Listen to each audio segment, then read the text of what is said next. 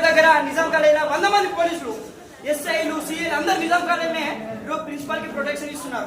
అంటే ప్రిన్సిపాల్ ఏమైనా ఎమ్మెల్యేనా మినిస్టరా ముఖ్యమంత్రి ఏంటి? ప్రిన్సిపాల్ ఎన్సీసీ చేసే విద్యార్థులకు ఎగ్జామ్ రాయనివాడు.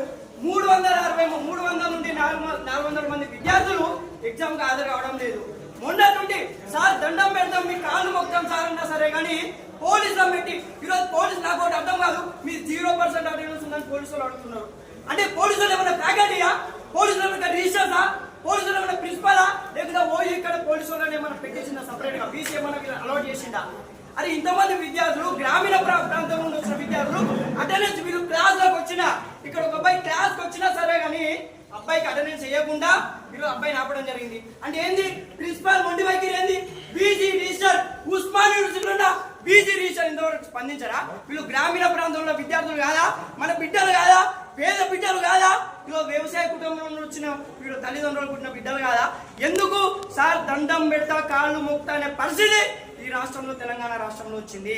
దండం పెడతా కాళ్ళు మోక్తా బాంచన్ సార్, బాంచన్ దూరం నుండి బాంచన్ సార్ అనే పరిస్థితి వచ్చినా సరే కానీ